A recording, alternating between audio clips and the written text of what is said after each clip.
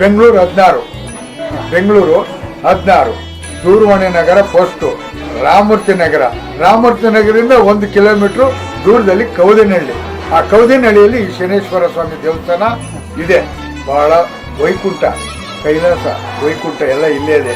ಬನ್ನಿ, ಎಲ್ಲರೂ ಬನ್ನಿ, ಭಕ್ತಾದಿಗಳೆಲ್ಲ ಬನ್ನಿ. ಎಲ್ಲ ನಿಮಗೆ ಭಗವಂತ ಒಳ್ಳೇದು ಮಾಡ್ತಾನೆ. ಆಗಿ ಒಳ್ಳೆ ಭಕ್ತರಾಗಿ, ಒಳ್ಳೆ ಜ್ಞಾನಿಗಳಾಗಿ ಎಲ್ಲರೂ ಆ ಅಪ್ಪನ ಕಡೆಯಿಂದ ಏನು ನಿಮಗೆ ಕೋರಿಕೆಗಳಿದ್ದಾವೋ ಅವರೆಲ್ಲ ಒಪ್ಪಿಸಿ ಅವ್ರು ಅದಕ್ಕೆ ಏನು ದಾರಿ ಮಾರ್ಗಬೇಕು ಮಾಡಿಕೊಡ್ತಾರೆ. ಎಲ್ಲರೂ ಚೆನ್ನಾಗಿರಿ.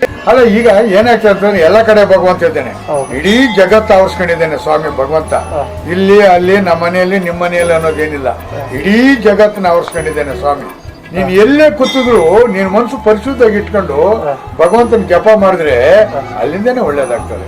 ಈಗ ವಯಸ್ಸಾದವ್ರು ಇರ್ತಾರೆ, ಪಾಪ ಬರೋದಕ್ಕಾಗೋದಿಲ್ಲ, ಕೈ ಕಾಲಿಲ್ದವ್ರು ಬರೋದಕ್ಕಾಗೋದಿಲ್ಲ, ಅವ್ರು ಅಲ್ಲೆಲ್ಲೇ ಕುಳಿತು ಅಲ್ಲೆಲ್ಲೇ ಜಪ ಮಾಡ್ಲಿ, ಭಗವಂತ ಖಂಡಿತ ಒಳ್ಳೇದ್ ಮಾಡ್ತಾನೆ. ಅದ್ರಲ್ಲಿ ಎರಡೊಂದಿಲ್ಲ. ಎಲ್ಲ ಅಂಗಾಂಗಗಳ ಕರೆಕ್ಟಿಗೆ ನೀವು ಬನ್ನಿ, ನೀವು ಬಂದು ದೇವಸ್ಥಾನಕ್ಕೆ ಬಂದು ನಮಸ್ಕಾರ ಹಾಕಿ ಜಪ ತಪ್ಪಗಳು ನೀವು ಮಾಡಿ, ಅವರು ಮಾಡ್ಲಿ, ನೀವು ಮಾಡಿ, ಒಳ್ಳೇದಾಗ್ತದೆ ಅಲ್ವಾ? ಎಲ್ಲ ಪ್ರಪಂಚದಲ್ಲಿ ಎಲ್ಲ ನಡ್ಕೊಂಡಿದ್ದಾನೆ ಭಗವಂತ. ಯಾವ ಜಾಗದಲ್ಲಿಲ್ಲ, ನಿನ್ನಲ್ಲಿದ್ದಾನೆ, ನನ್ನಲ್ಲಿದ್ದಾನೆ, ಎಲ್ಲರಲ್ಲೂ ಭಗವಂತ ಇದ್ದಾನೆ. ಇಲ್ದಿರೋ ಜಾಗನೇ ಇಲ್ವಲ್ಲ. ಅದರಿಂದ ಎಲ್ಲಿದ್ರು ನೀವು ಭಗವಂತನ ಆರಾಧನೆ ಮಾಡಿ, ಒಳ್ಳೆ ಅನಿಸ್ಕೊಳ್ಳಿ, ಜಪ ತಪ ಮಾಡಿ, ಖಂಡಿತ ಒಳ್ಳೆ.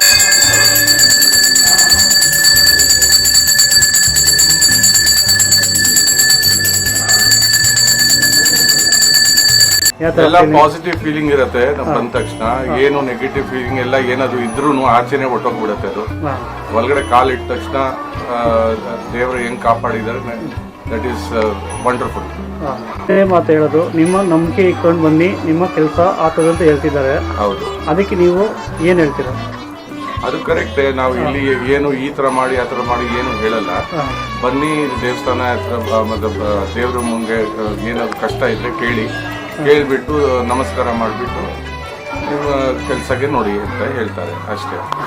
ಅದಾದಮೇಲೆ ಎಲ್ಲ ನಾರ್ಮಲ್ ಆಗಿ ನಡೀತಾ ಇರುತ್ತೆ. ಸ್ಟೆಪ್ ಬೈ ಸ್ಟೆಪ್ ನಾನು ನೋಡಿದ್ದೀನಿ. There has always been an improvement. ಈಗ ಅದು ಒಂದು ಕೋವಿಡ್ ಪೀರಿಯಡ್ ಟೈಮಲ್ಲಿ ನಾವು ಒಂಥರ ಭಯ ಥರ ಆಗಿಬಿಟ್ಟಿತ್ತು. ಯಾಕೆಂದರೆ ದುಡ್ಡು ಬಂದಿಲ್ಲ ಅಂದರೆ ಸಾಲಗಳು ಆಗಿರುತ್ತೆ. ಸೊ ಅದೆಲ್ಲ ಸ್ಲೋಲಿ ಸ್ಟೆಪ್ ಬೈ ಸ್ಟೆಪ್ ಎಲ್ಲ ತೀರ್ಕೊಂಡು ಹೋಗ್ತಾ ಇದೆ. ಇದು ನಾವು ಏನು ನಮ್ದು ಇಲ್ಲೇ 1 ಪೈಸಾ ಖರ್ಚಿಲ್ಲ, ನಮ್ದು 1 ಪೈಸಾ ಖರ್ಚಿಲ್ಲ. ಇಲ್ಲಿ ಎಲ್ಲ ಭಕ್ತಾದಿಗಳೇ ತಗೊಂತಾರೆ. ಜಾತ್ರೆಗೆ ಸುಮಾರು ಲಕ್ಷಗಳು ಖರ್ಚಾಗ್ತದೆ ಭಕ್ತಾದಿಗಳಿದೆ. ಶ್ರಾವಣ ಮಾಸದಲ್ಲಿ ಸುಮಾರು ಲಕ್ಷಗಳ ಖರ್ಚಾಗ್ತದೆ ಎಲ್ಲ ಭಕ್ತಾದಿಗಳಿದೆ. ಕಾರ್ತಿಕ್ ಸೋಮವಾರದಲ್ಲಿ ಎಲ್ಲ ಭಕ್ತಾದಿಗಳೇ. ಏನಿಲ್ಲ, ಅನುದಾನಗಳು ನಡೀತಾ ಇದೆ, ವಿಶೇಷ ಕಾರ್ಯಕ್ರಮಗಳು ನಡೀತಾ ಇದೆ, ಪೂಜಾ ಪುರಸ್ಕಾರ ನಡೀತಾ ಇದೆ, ಎಲ್ಲ ಬಂದು ಭಕ್ತಾದಿಗಳಿದೆ. ನಮ್ದೇನು ಒಂದು ಅಲ್ಲಿ ಪಾತ್ರ ಇಲ್ಲ. ಒಂದು ವಾರ ನಾನು ಬರಲಿಲ್ಲ ಅಂತಂದರೆ, ಒಂದು ವಾರ ಬರಲಿಲ್ಲ ಅಂದರೆ ನನಗೆ ಮುಂಚೆ ಬೇಜಾರಾಗ್ತಿದ್ದೆ. ಆವಾಗ ನನಗೆ ಕನಸಲ್ಲಿ ಭಗವಂತ ಬಂದು ಯಾಕೆ ಮಗನೇ ಬರಲಿಲ್ಲ, ಯಾಕೆ ಮರ್ಸ್ಬಿಟ್ಟ ನನ್ನ ಅಂತ ಕೇಳೋರು. ಅಷ್ಟು ಭಗವಂತ ಅಷ್ಟು ಹಚ್ಕೊಂಡ್ಬಿಟ್ಟಿದ್ದಾರೆ ನಮ್ಮನ್ನು. ಭಗವಂತ ಎಲ್ಲಾರನ್ನೂ ಕಾಪಾಡ್ತಾನೆ. ಗರ್ಭದ ಗುಡಿನಲ್ಲೇ ಇರಲ್ಲ ಭಗವಂತ. ಬಂದು ಭಕ್ತರು ಏನೇನು ಮಾಡ್ತೀವಿ, ಎಷ್ಟೆಷ್ಟು ಮಾಡ್ತೀವಿ ಅಂತ ಎಲ್ಲರ ಆತ್ಮದಲ್ಲಿ ಇರ್ತಾನೆ ಭಗವಂತ. ಆತ್ಮನ ಚೆಕ್ ಮಾಡ್ತಾ ಇರ್ತಾನೆ, ಪರೀಕ್ಷೆ ಮಾಡ್ತಿರ್ತಾನೆ.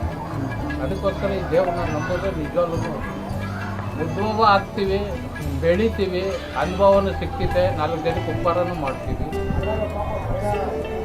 ಡೈಲಿ ಇಲ್ಲ, ಶನಿವಾರ ಭಾನುವಾರ ಮಾಡ್ತಾ ಇದ್ವಿ. ಇನ್ನು ಮುಂದೆ ಡೈಲಿ ಮಾಡ್ಬೇಕು ಅಂತೇಳಿ ನಮ್ದು ಒಂದು ಆಜ್ಞೆ ಇದೆ.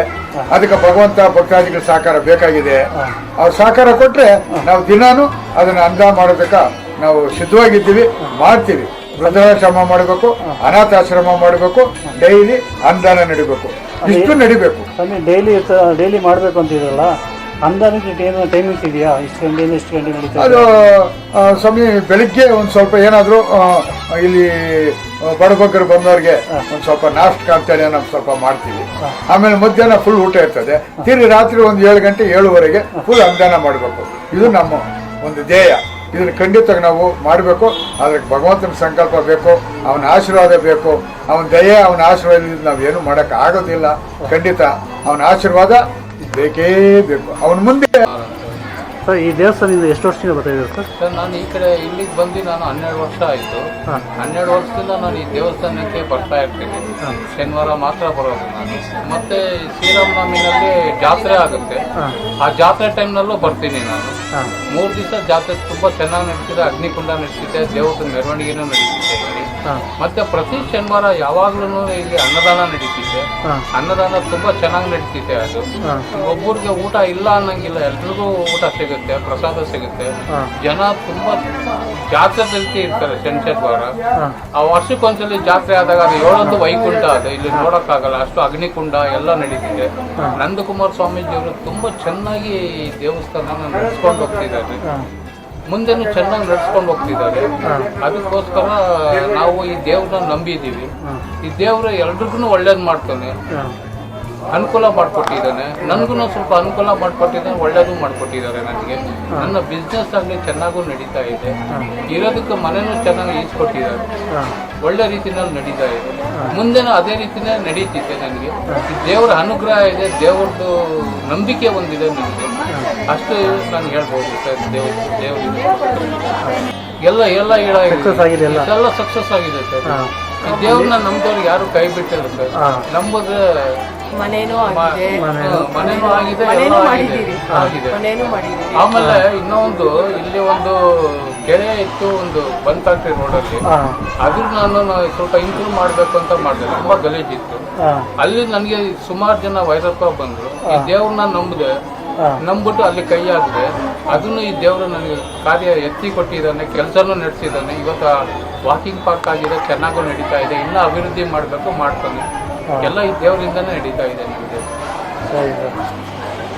ಸ್ವಾಮಿಗಳ ಶಿಶುಮಗನಾಗಿರುವಂತ ನಂದಕುಮಾರ ಸ್ವಾಮಿಗಳವ್ರನ್ನ ನಂಬಿದ್ರೆ ಮಕ್ಕಳನ್ನ ಕಾಪಾಡ್ದಂಗೆ ಕಾಪಾಡ್ತಾರೆ ಸರ್. ನಮ್ಮನ್ನ ಭಕ್ತರನ್ನ ಯಾರೇ ಬಂದಿರ್ಲಿ, ಹೆಂಗೆ ಬಂದಿರ್ಲಿ, ಆಡಂಬರ ಇಲ್ದಿರ ನೋಡ್ಕೊಂತಾರೆ.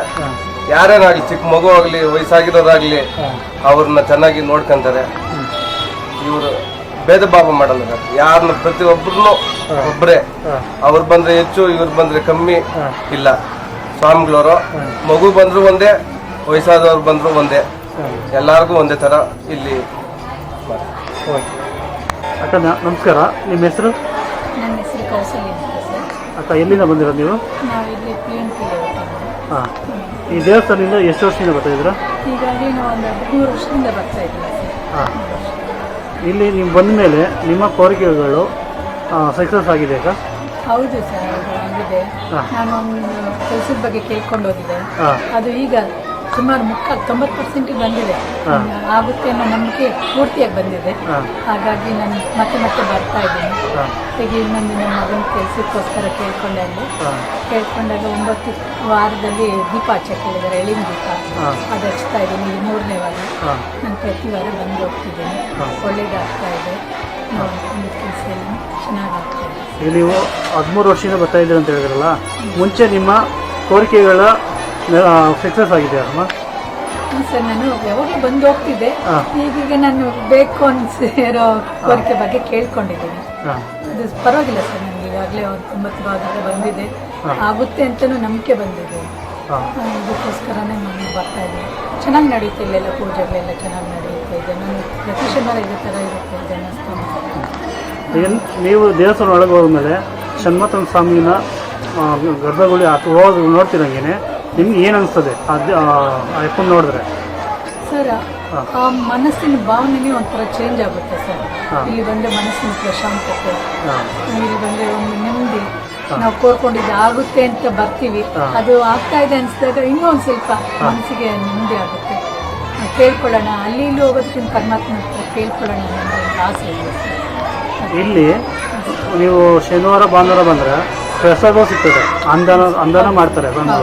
ನಿಮಗೆ ಯಾವ ಥರ ಖುಷಿ ಅಂದರೆ ಇಲ್ಲಿ ಬಂದಮೇಲೆ ಒಂದು ನೆಮ್ಮದಿಗೆ ಇಲ್ಲಿ ದರ್ಶನವೂ ಆಗ್ತದೆ, ಸ್ವಲ್ಪ ಪ್ರಸಾದ ತಿನ್ಕೊಳೋದ್ರೆ ನಿಮ್ಮ ಮನಸ್ಸಿಗೆ ಯಾವ ಥರ ಫೀಲಿಂಗ್ ಬರ್ತದೆ ಅದು ಹೇಳಿ ಸರ್. ಈಗ ನಾವು ಇಲ್ಲಿ ಬಂದಾಗ ಪೂಜೆ ಮಾಡಿ ಎಷ್ಟು ಸಂತೋಷ ಆಗುತ್ತೋ, ಆ ಪ್ರಸಾದ ತಗೊಂಡಾಗ ಕೂಡ ಅಷ್ಟೇ ನೆಮ್ಮದಿ ಅನಿಸುತ್ತೆ, ತೃಪ್ತಿ ಅನಿಸುತ್ತೆ. ನಾವು ಮನೆಯಲ್ಲಿ ಊಟ ಮಾಡೋದಿದ್ದೇನೆ, ಇಲ್ಲಿ ದೇವಸ್ಥಾನದಲ್ಲಿ ಪ್ರಸಾದ ಅಂತ ತಗೊಳ್ತೀವಲ್ಲ, ಅದು ನಮ್ಗೆ ತುಂಬ ತೃಪ್ತಿ ಕೊಡುತ್ತೆ ಸರ್.